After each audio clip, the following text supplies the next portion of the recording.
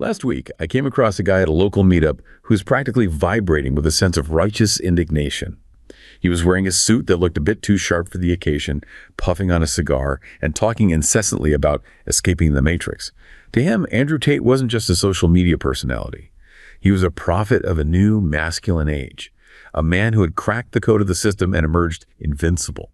He kept pointing to his screen, showing me clips of the luxury cars and the private jet, saying, "See, this is what happens when you refuse to be a slave. They can't touch him because he owns the game." But as we talked, a news notification flashed on his phone. It was the May 2025 update from the UK era Homer. Prosecutors 21 formal charges, including human trafficking and rape, spanning 3 different countries. The guy's face didn't drop. Instead, it hardened. He didn't look at the legal specifics or the evidence presented. He just muttered, "The Matrix is attacking. This is a political hit job. They're trying to bankrupt the leader of the resistance." To him, the massive legal onslaught wasn't a sign of guilt, but the ultimate proof of a global conspiracy, a financial strangulation of a man who spoke too much truth. Then I mentioned one specific detail from the report that he hadn't seen yet. The British police hadn't just frozen his assets. They had successfully seized nearly £3 million. And the real kicker, that money, the top G wealth built on a brand of hypermasculine dominance, was being officially redirected by the state to fund public programs specifically designed to fight violence against women. The silence that followed was heavy. For a moment, the bravado flickered. Watching that instant transition from defiant certainty to a sort of stunned, silent confusion was fascinating. It raised a question that goes far beyond the courtroom. Is this truly the systematic persecution of a dissident, or are we simply witnessing the inevitable collision between a carefully constructed persona and the cold, unyielding machinery of international law?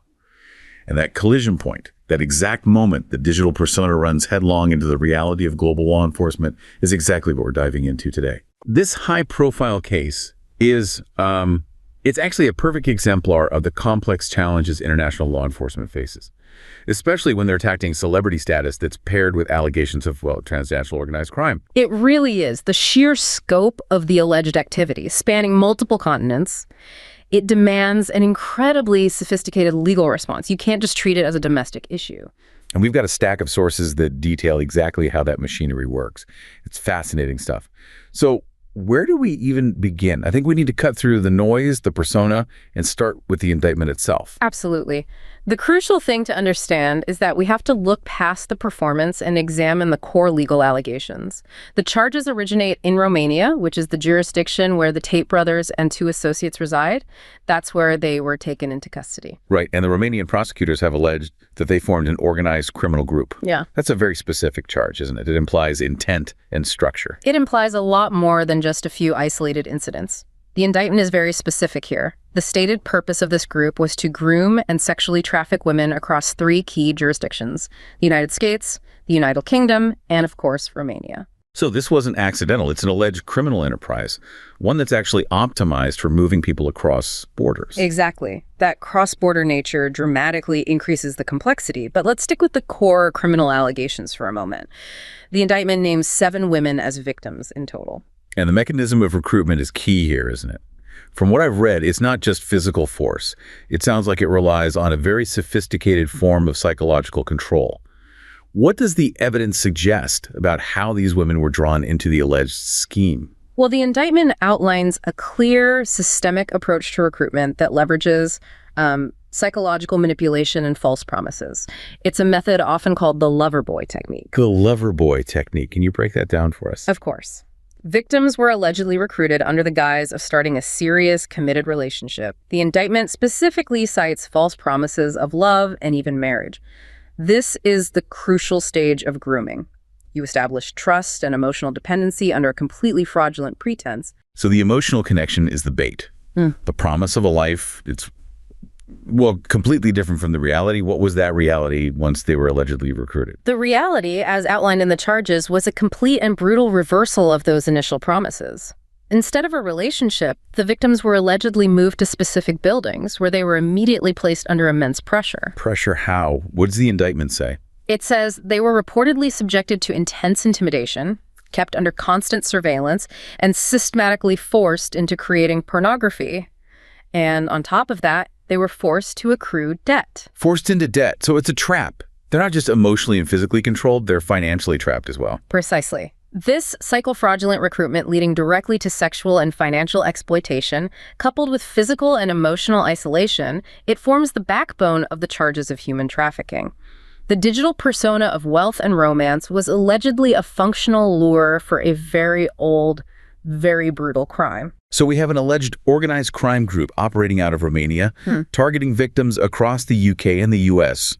This brings us squarely to the infrastructure that allows law enforcement to even pursue a case like this. I mean, how do Romania, the UK, and the US synchronize a massive, evidence-intensive investigation?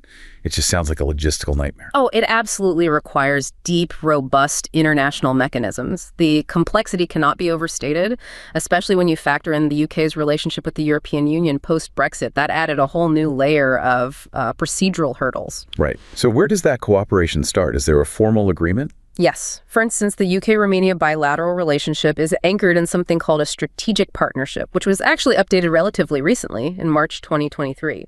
This kind of formal, high-level political agreement provides the foundation for cooperation in sensitive areas like crime and security. It makes sure the political will exists for these high-stakes multinational cases. And that's critical. But since the UK is no longer part of the EU's common criminal justice area, how do they handle the practical things, like arrests and transferring suspects? I imagine the European arrest warrant, the EAW, which was the backbone of pre-Brexit cooperation, is gone. It is gone, and that was a massive shift, a huge point of contention during the Brexit negotiations, actually. Post-Brexit, the EAW was replaced by what are called Trade and Cooperation Agreement, or TCA warrants. TCA warrants, okay. The legal goal here was to mirror the efficiency of the EAW as much as possible, including the strict time limits for issuing and executing arrest warrants. This new TCA framework is vital in a case like this because it specifically ensures continuity in the fight against human trafficking. So even though the name changed, the core function remained? To a large extent, yes. Unlike the EAW, which was automatic within the EU, the TCA required new bilateral negotiations between the UK and the EU states. But, and this is the important part, it maintains the same fundamental principle. A signatory state cannot use the complexity or the cross-border nature of an act like human trafficking, child sexual exploitation, or child pornography as a reason to reject an arrest warrant. That's a powerful commitment embedded right in the agreement. So there's a minimum threshold for these TCA warrants to be enforceable. Yes, and it's quite straightforward. The only strict precondition is that the offense must be punishable by a maximum custodial sentence of at least 12 months in the issuing state. And with 21 formal charges here, including rape and human trafficking, that threshold is, well, it's easily met. Easily met. This means that while the bureaucracy changed, the speed and the finality of cross-border arrests for serious crimes were largely preserved. It was a top priority. Okay, so the TCA handles the transfer of suspects. But the investigation itself, the evidence gathering, the witness testimony, the bank records, that requires other tools. That's where the formal multi-country judicial cooperation mechanisms kick in, which can often be incredibly slow and frustrating, man. Precisely. Now we move into the realm of formal judicial cooperation, and you've hit on the main pain point, speed. One of the most essential but often bureaucratic tools here is the Mutual Legal Assistance, or MLA, request. They're often referred to as International Letters of Request, or ILRs. MLA sounds incredibly bureaucratic, just the name itself. Given the speed of organized crime today, where assets can be liquidated in crypto or moved via anonymous channels in a matter of hours, is this kind of outdated system truly agile enough? What are its real functional limits? That's the core tension, really. An MLA is a formal request made by a judicial authority, let's say a prosecutor in the UK or the US, to a judicial authority in the requested state, like Romania. And what can they ask for? The purpose is for the requested state to carry out specific judicial activities on its territory on behalf of the requesting state. This could involve everything from serving documents to obtaining evidence, or even conducting searches and seizures necessary to resolve the criminal case. But you're right about the speed. In practice, these requests can take weeks or even months to process. Months? Oh, yes. They can fall victim to procedural delays, translation issues, or just differing national legal standards for evidence admissibility. It is, by its very design, slow and methodical, which is why we'll later discuss faster, more integrated mechanisms like JITs, especially for financial crimes. That makes sense. That covers the formal evidence requests. But what about tracking the people involved in real time, especially potential victims or witnesses who might be moving across borders or who have just disappeared? For that, you rely on the global police infrastructure. Interpol is an absolute cornerstone here. It operates the I-24/7 police communications system. It's a global platform that enables police forces worldwide to instantly exchange critical, real-time information on criminals and crimes. This includes access to databases containing details on criminals, names, fingerprints, DNA profiles, as well as information on stolen goods like passports and vehicles. This 24/7 support is vital for pursuit, public safety, and especially for human trafficking, where time is always of the essence. And since Romania is part of the EU, how is a core EU internal border tool, like the Schengen Information System, or SIS, still relevant to a UK-Romania trafficking case, especially now, post-Brexit? The SIS plays a crucial, though sometimes indirect, role. It's especially important concerning vulnerable persons. SIS includes a category of alerts specifically for vulnerable people, including victims of trafficking, both minors and adults. And these alerts are shared instantly? Instantly, across the entire Schengen zone. It notifies border control and police in transit countries that a person listed as vulnerable may be a trafficking victim. Can you elaborate on how a police officer actually uses this alert on the ground? It's more than just a name check, right? It has to be more proactive than that. Absolutely. The system isn't just for red flags. It's also used for specific traffic or border crossing controls called discrete checks. For example, if intelligence suggests a known vehicle or a particular travel pattern is associated with traffickers, an SIS alert can be raised on that vehicle's registration. So when the car crosses a border. Exactly. When that vehicle crosses a border, the alert lets the police know that a potential trafficking victim or trafficker might be in transit. They can then pull the car aside for questioning without immediately revealing the full extent of the intelligence they hold. It allows them to identify potential victims or traffickers in the act. That gives us the legal and technical machinery for prosecution. But in human trafficking cases, the success of cooperation often hinges on the ability to support the victims effectively. And that sounds incredibly complex when you're mixing two very different cultural and legal systems like the UK and Romania. This is where the legal frameworks run into the friction of societal realities. It's a huge problem. The collaboration guide between the UK and Romania highlights some severe practical challenges in victim support. One of the major failings is the repeated issue of victim notification failure. Victim notification failure. What does that look like on the ground? It sounds awful. It is. Imagine the trauma of testifying against someone, going through that whole process, only to have the system fail you completely afterward. There have been multiple documented cases where victims who testified in the UK against their perpetrators later encountered those same convicted individuals after they were released early from UK prisons and repatriated to Romania. So they just show up back in their hometown without any warning. Exactly. The system failed because the UK prison units neglected to inform the original police units that investigated the case. And those police units, in turn, failed to inform the Romanian anti-trafficking agencies, or NITP, or the NGOs that were supporting the victims.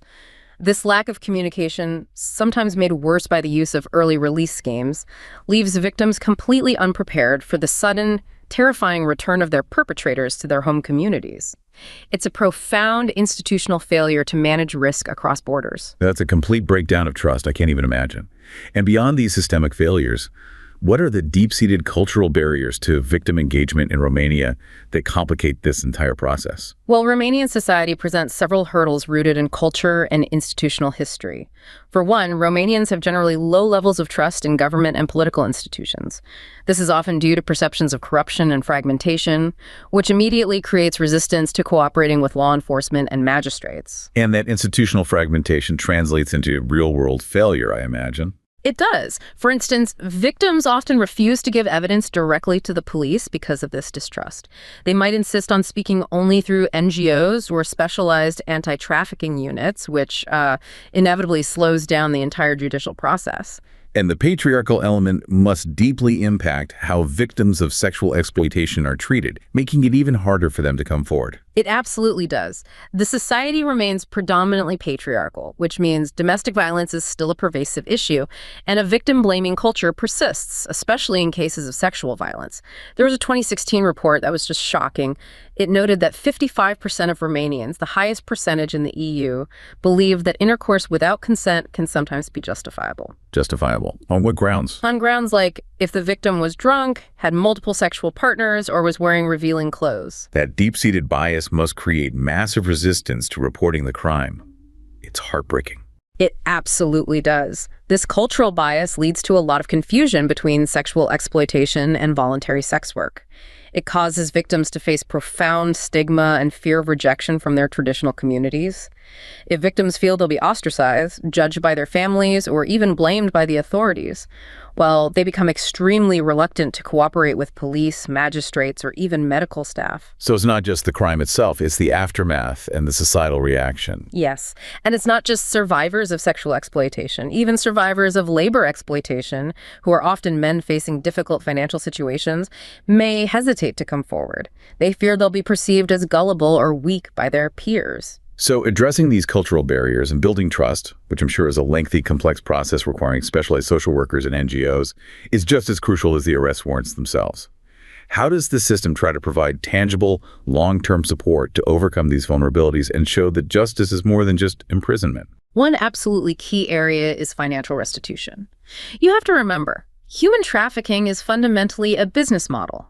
Victims are deprived of the proceeds they are owed, in addition to suffering immense psychological and physical harm. Police should encourage Crown prosecutors to actively include claims for compensation and reparations in the case. But they don't always do that. Sometimes they overlook it. They might believe it biases the case, but not claiming this right can result in its loss over time. It's a critical step. And what specific mechanisms are available to survivors for that compensation? Beyond the criminal case itself, police must inform victims of their rights under the Criminal Injuries Compensation Act, or CICO.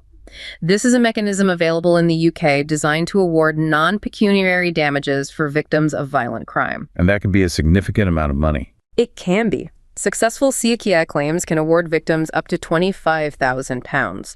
For someone specifically targeted due to existing financial vulnerability, that can be life-changing money. It helps them rebuild their lives, secure housing, or receive long-term therapy. That money represents a tangible acknowledgement of the harm they suffered. And that links directly back to my opening story, the seizure of millions of pounds and the redirection of that wealth to fight violence against women. This shifts our focus entirely now. We're moving from the crime of trafficking to the crime of money. The pursuit of high-profile influencers and the ostentatious wealth they display becomes intrinsically linked to financial crime and asset seizure. What's fascinating here is how the appearance of wealth itself functions as a criminal tool.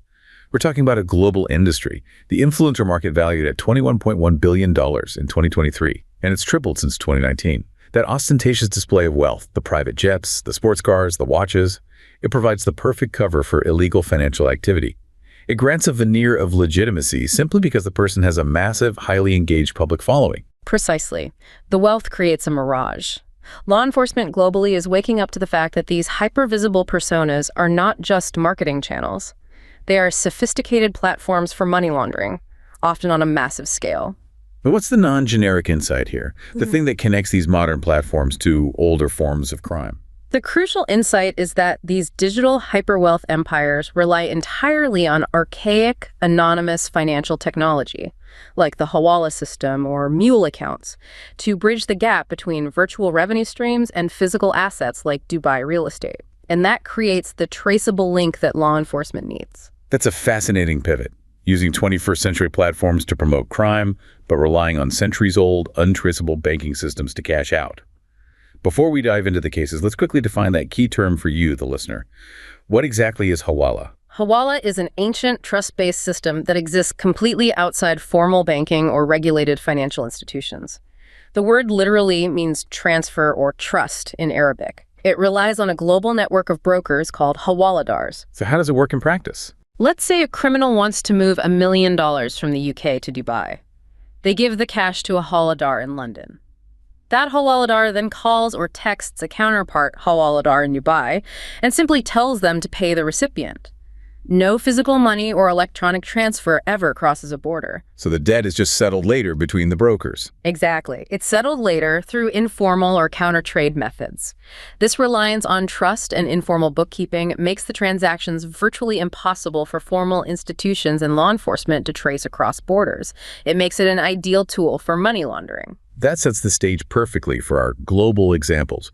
Give us a few examples of how this dynamic digital fame powered by anonymous cash plays out. Well, consider the high-profile scandal in Turkey involving the Polak couple, Dilan and Engin Polat. They had a massive combined social media following, over 8 million people, and they flaunted an incredibly extravagant lifestyle. We're talking about things like using $100 bills as hair rollers and viewing new homes via helicopter. That's not just extravagance, that's performance art designed to break the algorithm. It is. It shows a criminal enterprise that is fully optimized for social media engagement. They were arrested in November 2023, along with 12 associates, facing charges of money laundering, tax evasion, and illegal betting. How did they manage to launder the money while maintaining the public facade of legitimate businesses, like their beauty salons and cosmetics line? According to the Turkish Financial Crimes Investigation Board, MEMAC, their alleged technique involved funneling approximately 200 million Turkish lira, that's about $7 million, through shell companies that they owned. They utilized fake invoices to create the illusion that the money was generated through legitimate trading relationships with companies that had actually been liquidated.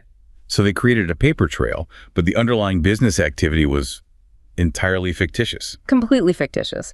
These laundered funds were then allegedly dispersed to family members to purchase luxury real estate and other high-value assets. This particular case was so brazen and high-profile that it actually sparked a wider investigation into 600 other social media influencers in Turkey suspected of similar illegal activities. So the wealth display wasn't just a result of the crime. It was part of the cover, the appearance of legitimate business success. We also saw this pattern play out in the U.S. and Nigeria with the case of Ramon Abbas, who was known as Hush Puppy. Yes. Hush Puppy, who had 2.5 million followers, was eventually sentenced to 11 years in a U.S. federal court. He was convicted for conspiracy to launder funds derived from massive online fraud, bank cyber heists, and business email compromise fraud. Here's where the visibility backfired on him, right? It backfired spectacularly. His extravagant Instagram posts were actively used by prosecutors as evidence against him. Those posts helped establish the charges and confirm personal information, like his date of birth. It linked the digital projection of wealth directly to the underlying crime, serving as a public diary of his illegal activities. And the crimes aren't always about these massive cyber heists. Sometimes they exploit the very platforms used for monetization, like in the case involving Twitch. That case needs a clear explanation of how virtual money became legitimate cash. The Twitch scam in 2021 in Turkey is a perfect illustration of platform exploitation. The influencers acted as the indispensable, legitimizing middle layer in the scheme. Roughly 40 suspects were detained, including 31 Twitch influencers for allegedly laundering over $10 million. And how did this scheme work? It was an organized game. They bought Twitch bits. That's the platform's virtual currency used for tipping using stolen credit cards. Then they sent those bits to the influencers as tips. So the bits themselves are stolen property, essentially. Correct. But here's the key laundering step. The influencers, who have legitimate accounts and can withdraw money from Twitch, then cash out the bits. They receive real fiat currency from Twitch. They would then return the vast majority of that actual money to the criminals who provided the stolen bits, keeping a portion, often 20% to 30%, as their commission. So they're basically human money laundering machines for the organized gang. That's exactly what they were. They used their legitimate accounts to inject stolen virtual currency into the financial system and retrieve clean, traceable fiat currency. It prompted massive Clean Twitch campaigns because the scale of the fraud was just enormous. We see this influencer-fueled money laundering happening globally. There's a fascinating case study from India involving a YouTuber named Anurag Vividi. What was the mechanism of the crime there, and how did they trace the cash? The Indian case centers on illegal betting platforms, which are massive cash generators. Dwaivi, a popular social media influencer in Uttar Pradesh, aggressively promoted illegal betting sites, specifically citing platforms like Sky Exchange, through his viral YouTube videos. Investigators found this dramatically boosted the scale of the illegal activity. And the authorities cracked down hard. They did. The Enforcement Directorate, or ED, searched 9 locations, and critically, they attached 4 luxury vehicles as proceeds of crime under the Prevention of Money Laundering Act, the PMLA. And those vehicles were not minor assets. We're talking a Lamborghini Urus valued at over 4 crore rupees, a Mercedes, a Ford Endeavor, and a Thar. That's a massive seizure based on financial tracing. What did investigators uncover about his specific laundering methodology? The investigation revealed a sophisticated but extremely common laundering scheme. It involved multiple layers to obscure the origin of the large payments. He received huge illicit payments in several ways: through Hawala operators, our trust-based anonymous system, and also through mule bank accounts. Which are just bank accounts opened by third parties for the express purpose of funneling criminal funds. Exactly. And funds were also delivered through cash drocks via middlemen. So he takes this anonymous cash flow and then tries to legitimize it. The cash was then deposited into accounts belonging to his companies and his family members, lacking any discernible or legitimate business cover to explain the sudden influx of millions. And the money trail didn't stop in India. No, it led overseas. Dwivedi allegedly used Hawala channels to buy real estate in Dubai, moving the funds entirely outside the standard regulatory site of Indian banking. Eventually, he fled India and dodged multiple summons from the ED, which just fueled the suspicion of a deeper network being involved. So the digital platform acts as the revenue generator, but the actual money transfer relies on old-school anonymous methods like Hawala and mule accounts. And that brings us to the most insidious connection: how the influencer's luxury lifestyle is used to recruit new, unsuspecting criminals into the fold. That's right. The connection to the dark practice of money muling. The extravagant, luxurious display of wealth, even if it's fraudulent, attracts legions of followers, particularly young people who desire that quick, easy money the influencers promise.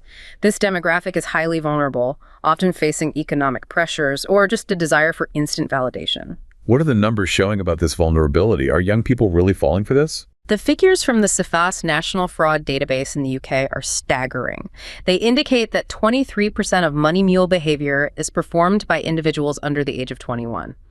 They are the most susceptible demographic to these recruitment techniques because they often don't understand the severe legal consequences of allowing their bank accounts to be used for illegal transfers. And social media acts as the direct recruitment pipeline itself. Precisely. Recruiters, who are often called mule herders, actively trawl the influencers' posts and then approach followers via direct messages, enticing them to become money mules.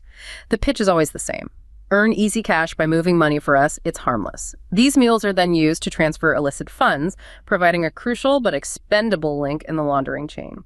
Social media platforms, by showcasing these aspirational lifestyles funded by crime, become one of the key conduits for criminal recruitment efforts globally. The global scale of this crime, from Turkey to Nigeria to India, and the cross-jurisdictional allegations in the high-profile case we started with, it shows that national police forces working alone stand no chance.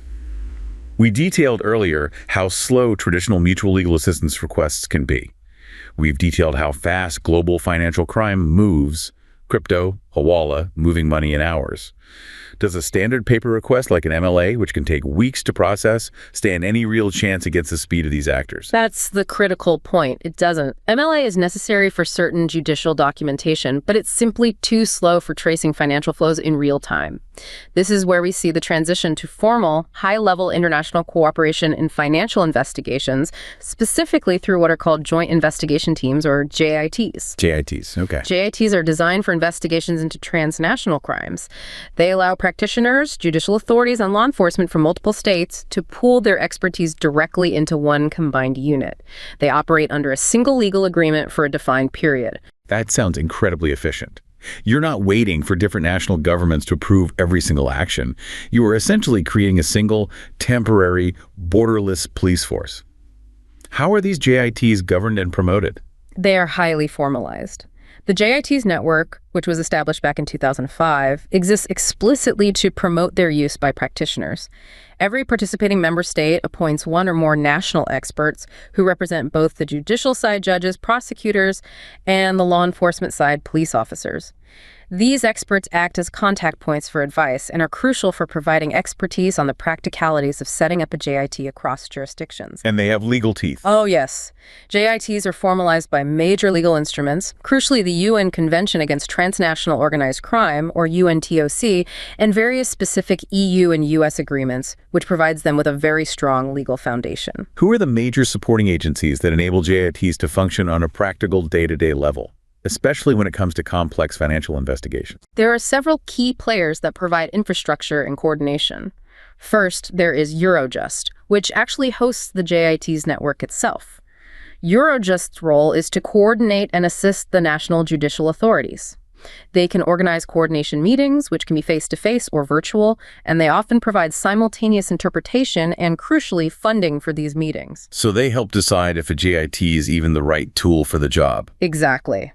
This is where authorities determine if a JIT is actually the most suitable, cost-effective, and efficient way to proceed with a complex, high-resource case. And what role does Europol, the EU's law enforcement agency, play on the ground with the police officers? Europol supports the law enforcement side, and they're often heavily involved in the preparatory stages of a JIT. They provide a unique and invaluable service. They check intelligence and information available on a case against their massive databases. This allows them to identify further links and paint a comprehensive international picture of the case, rather than just assessing it from a single national perspective. And they help with communication. They facilitate the secure, immediate exchange of information between authorities through a dedicated network called Siena. This ensures rapid communication, and they also offer logistical, analytical, and forensic support throughout the investigation. Then there's OLF, which seems very specialized in the financial aspect, specifically looking at EU funds. Yes. OLF, the European Anti-Fraud Office, is focused entirely on investigating crimes against the financial interests of the European Union. They categorize these as PIF crimes. This includes various types of fraud, cross-border VAT fraud involving damages over 10 million, corruption, and of course money laundering that impacts the EU budget. OLF staff can participate in JITs to provide their specific expertise and assistance. But they have a key limitation, right? They can trace the money but can't actually make the arrest themselves. That is the essential legal limitation. OLF staff cannot carry out any coercive measures themselves. They may render on-the-spot advice and assistance to the JIT members who are executing the coercive measures, but only provided that no legal constraints exist nationally. They are, in essence, advisors in the field. But they do have some power in financial tracing. They do. When it's strictly necessary, OLAF does have the power to request information concerning bank accounts, including details on who holds or controls those accounts directly from national authorities. This can bypass some of the slower MLA steps. Let's pull all this back to the core theme, financial forfeiture. Given that seizing illicit wealth like the millions frozen in the UK is a major outcome of these investigations, how do JITs specifically handle the financial dimension of global crime, like money laundering? The inclusion of specialized arrangements for tackling the financial dimension is now a critical standard feature within JITs.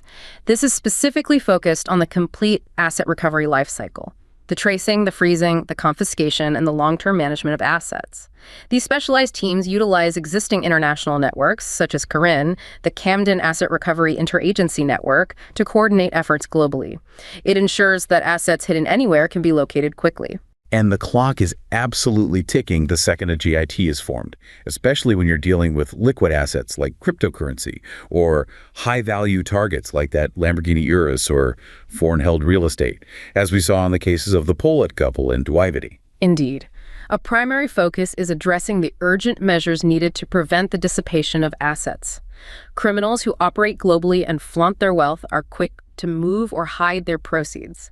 The coordination achieved through JITs and networks like CARIN is critical for securing those assets, bank accounts, luxury cars, foreign real estate, before they can be liquidated or transferred beyond reach. It's about effectively dismantling the physical manifestation of the criminal's success. And tying it back to the narrative that opened our discussion, what's the final tangible benefit of this sophisticated coordination for the public and for the victims? The benefit lies in the ability to share the success and redistribute the wealth. JITs can arrange for the sharing of confiscated assets among the participating partner states. This is the legal and logistical machinery that allows a government, like the British government in your opening story, to seize criminal proceeds, like the nearly £3 million, and formally redirect those funds to public programs, such as those fighting violence against women. It creates a powerful moral and financial link between transnational enforcement success and tangible victim support. It turns criminal gain into social good. That successful seizure and redirection of assets is the perfect illustration of international law successfully dismantling the financial foundations of the persona. But the persona itself, the ideology, the online community that sustains it, the matrix resistance concept, that's a different kind of challenge entirely. If law enforcement targets the criminal money, what mechanisms target the harmful, decentralized ideology, the corrosive speech, and the hateful communities that host it? This moves us into the distinct, yet related, battle against harmful online communities and speech. The challenge here is fundamentally different from seizing a luxury car or freezing a bank account. It's about regulating something intangible and distributed across servers globally. To illustrate the limitations of corporate and industry intervention, let's look at the well-known case of Kiwi Farms. It was an online harassment forum that was the subject of a massive deplatforming effort. The Kiwi Farms saga is a textbook example of digital resistance to censorship. The forum was notorious for organizing coordinated harassment campaigns, doxing, and making threats against vulnerable individuals. This included transgender people and those with disabilities, sometimes leading to real-world security risks and sites encouraging self-harm. In September 2022, a concerted effort was launched to take it down. And this effort was led by tech companies, not police. Correct. Cloudflare, a major provider of internet infrastructure services, discontinued its DDoS prevention service to the forum. This was quickly followed by action from other providers, including DDoS Guard and Zayo, which is a Tier 1 internet service provider. This was a coordinated industry strike. What was the immediate unexpected fallout of Cloudflare's initial, highly publicized action? Well, the immediate impact highlights a core tension in online disruption, something known as the Streisand effect. Cloudflare's discontinuation of service attracted major publicity, with news articles covering the ethical debate around hosting the site. This intervention led directly to a massive unintended consequence. Which one? A seven-fold spike in global search interest about Kiwi Farms and a doubling of web traffic to the forum's various domains, albeit temporarily. So the attempted censorship actually acted as free global publicity. It increased awareness of the platform and drove new users there. Precisely.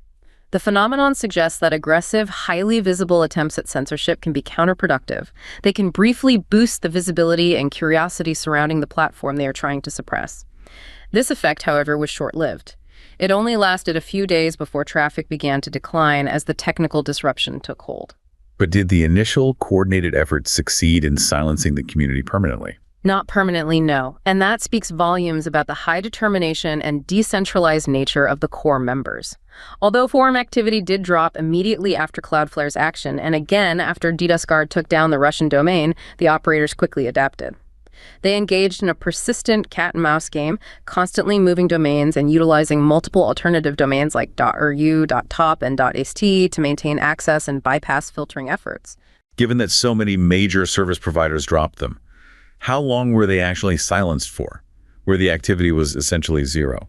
They suffered a period of significant silence, dropping activity to zero for roughly 1 week in September 2022. That's when all domains, including their dark web incarnation, were temporarily unavailable. But even this was temporary. The operators were incredibly determined and resourceful. So they found a way back online. They did. The forum eventually recovered and found stable hosting on 1776 Solutions, a company that was, ironically, founded by the forum's own owner.